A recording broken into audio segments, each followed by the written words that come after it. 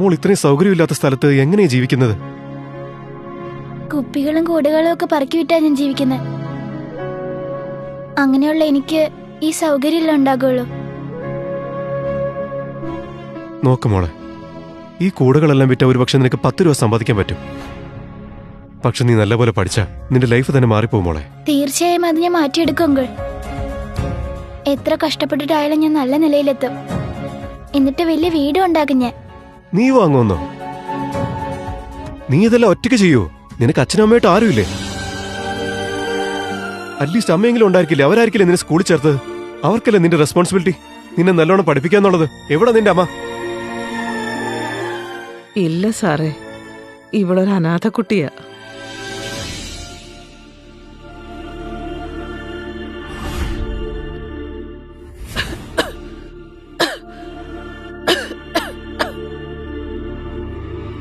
ഒരു പക്ഷെ അനിക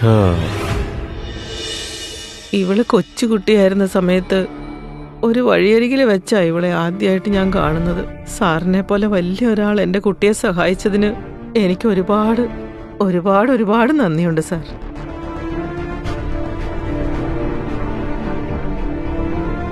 ഇവിടെ നല്ലപോലെ നോക്കിക്കോ. ഞാനൊന്ന് ഇറങ്ങട്ടെ.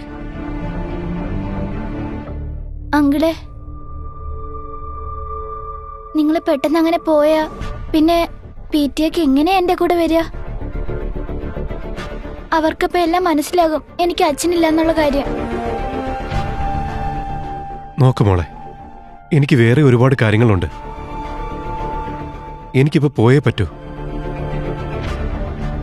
പ്ലീസ് അങ്കിളെ,